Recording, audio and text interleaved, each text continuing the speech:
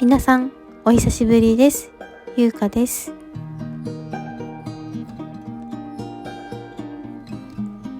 更新がだいぶ空いてしまいましたが、無事に3子を出産しました。今はゆっくりと生活のリズムを整えているところです。今回は出産前に撮影していた我が家のリビングを紹介します。ゆるりと見てもらえたら嬉しいです。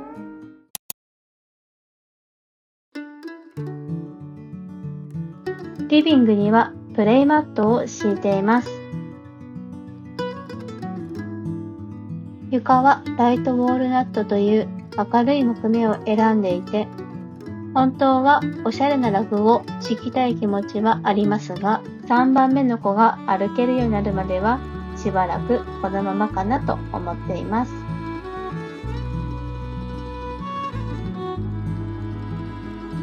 天井は8畳分の吹き抜けがあるおかげで、部屋全体が明るく開放感のある空間になっています。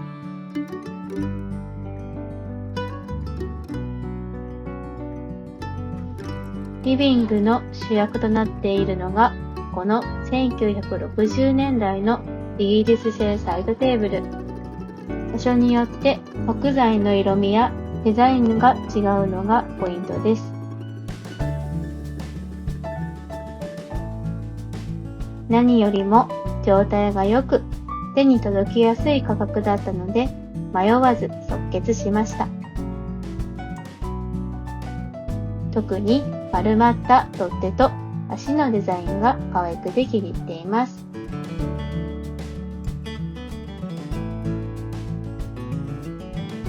右側引き出しの一番上だけ、そこに布が敷いてあります。これは私おすすめのお香です。優しい香りなので、疲れた時に癒されています。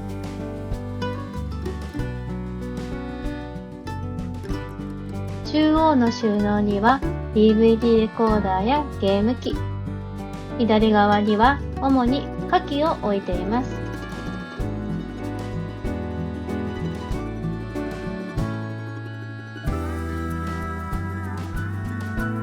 ゆっくりと集めたお気に入りのものばかり。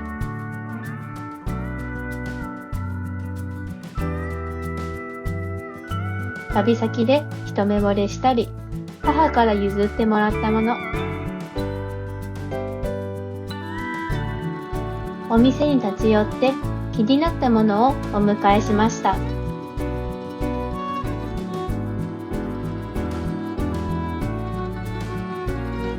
カーテンは少し珍しい美醜レースを選んでいます。LDK が縦長なので、布のカーテンを2面設置するとどうしても圧迫感が出ちゃうんですよね。透け感のある刺繍レースを選んだことで解決しました。片面の裾はレースの穴を利用して紐で裾上げをしています。カーテンの裾は窓の中心を基準にして真ん中を少し大きめに照らし、両脇は少し上になるように留めています。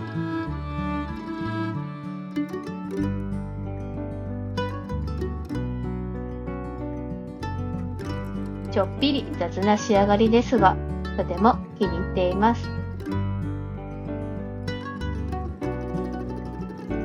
ソファーは夫が独身時代に購入したものです。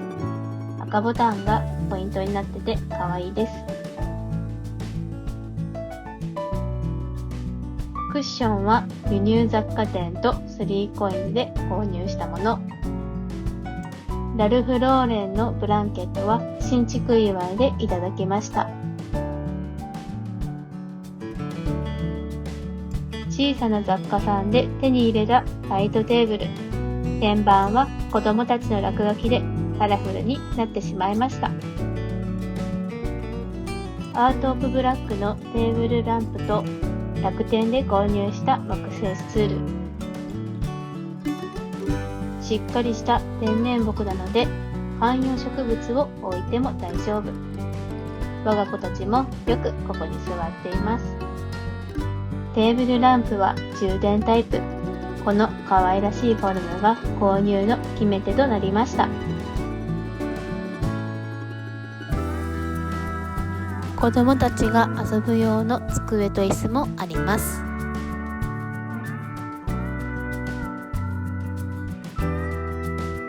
バランスを見ながら観葉植物を置いています。ベンジャミンやフィロデンドロン、ウンベラータ、カポック。いろんな植物のおかげで空間に温かみが生まれて、より落ち着く空間になりました。ガラテアやペペロミアもあります。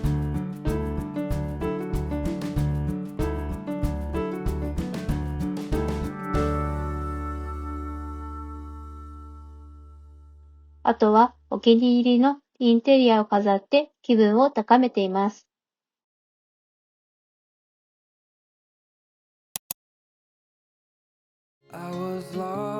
ここはちょっとした隠れスペース。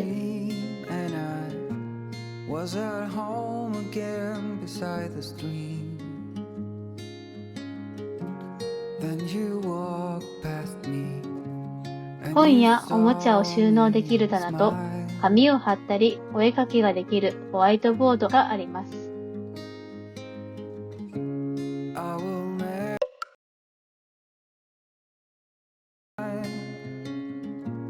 勉強や作業ができるように机もつけてもらいました。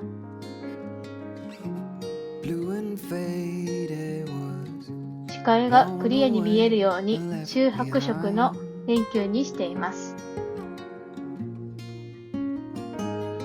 ダイニングテーブルはデンマーク家具メーカーオーマンユンの1960年ヴィンテージものです。直径120センチの丸テーブルに追加板3枚使えば270センチの楕円型テーブルになります。素材はオーク材で経年変化で深みのある美しい色合いに変わるのもヴィンテージ家具ならではの魅力です。天板と床にはなるべく傷がつかないように透明の保護シートを敷いています。子供用の椅子は飛騨産業のもの。中古とは思えないほど状態が良く6000円で手に入りました。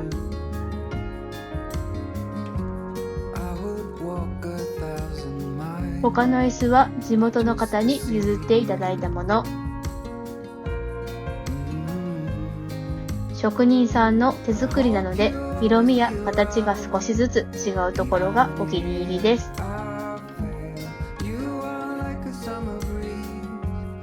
子供たちが好きな電子ピアノ。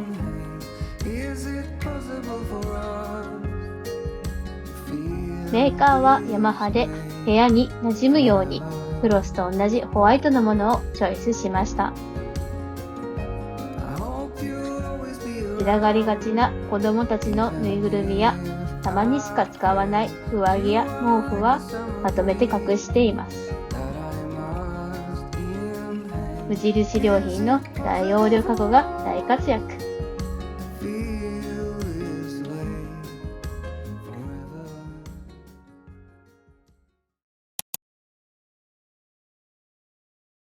作業が長いキッチンは快適に過ごせるように最小限のアイテムしか出していません。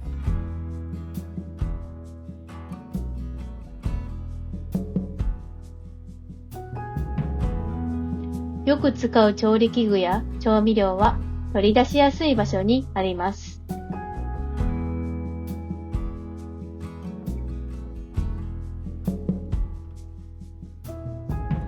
タオルホルダーは吸盤がついているので場所を選ばずに取り付けれて便利です。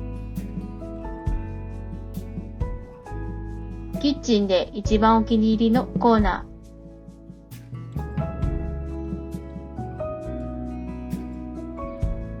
気に入りのインテリアと器を飾っています。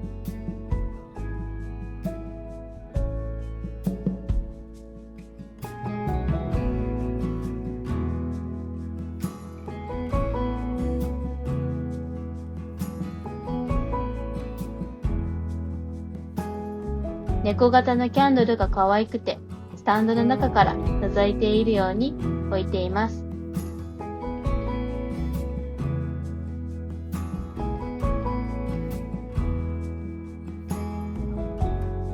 一目惚れしたお香立て、使わないときは飾っています。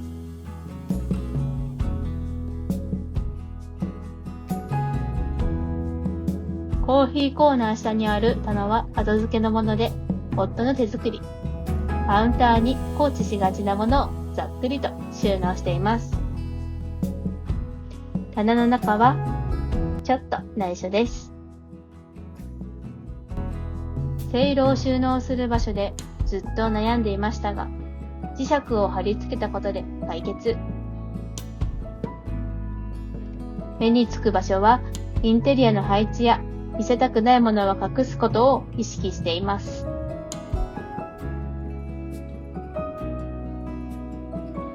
今回は普段の動画では映らない収納も少しご紹介します。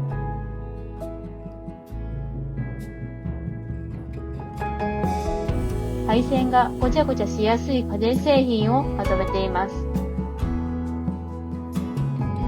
蒸気を外に流してくれる収納もあるので、ケトルや電気圧力鍋を置いたまま使うことができるんです。一番下は移動式となっているゴミスペース。小さなゴミが横から落ちたりするので、掃除するのに助かっています。引き出し収納はよく使うこまごましたものをまとめています。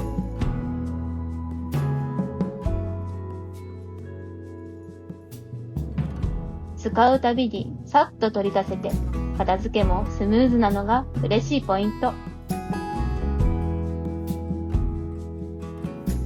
上の収納は少し特別な器や使う頻度が低いものをまとめています。大好きなヨーロッパの器。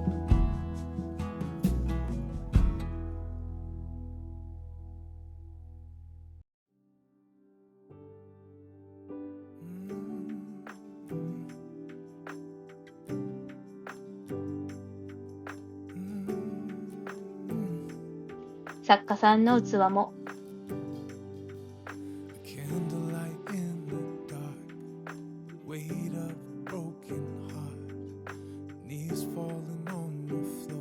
村上直子さんの器はデザインが美しくて、つい手が伸びてしまいます。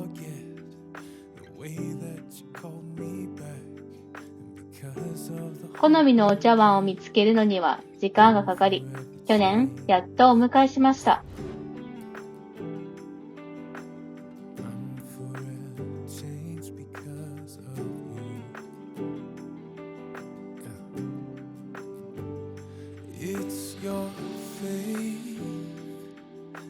母が趣味で作った器もあります。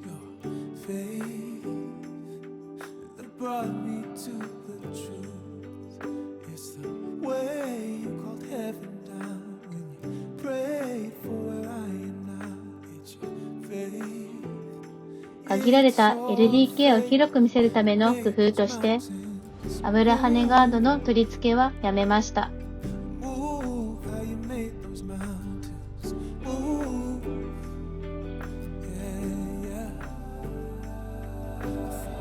お手入れが大変なのではという質問もありますが、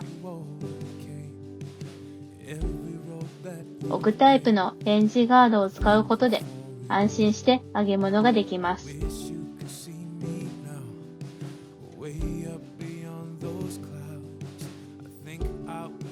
最後に紹介するエリアはパントリー。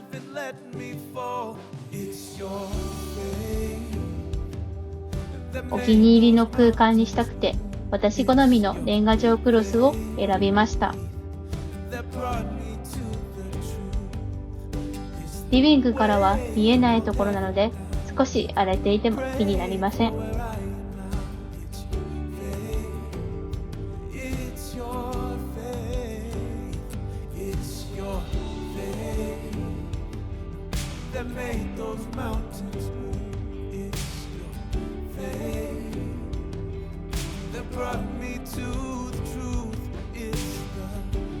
毎日の家事をご機嫌にこなすためにも、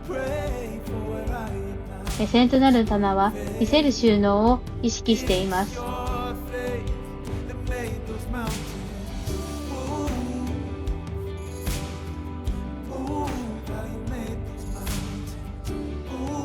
毎日使う麦茶パックはギフトでもらったおしゃれな缶に。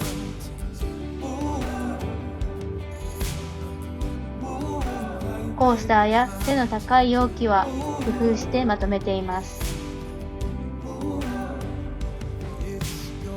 下の収納は材質や色味を揃えて統一感を。玉ねぎやじゃがいもはよく使うので取り出しやすいところに。ここも見せる収納でひとまとめ。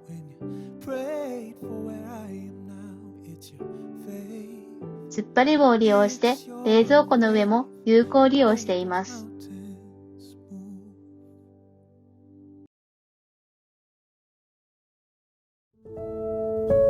これで我が家の LDK の紹介はひとまずおしまいです。もう少し詳しく見たい部分があれば、ぜひコメントで教えてくださいね。また次の動画で会いましょう。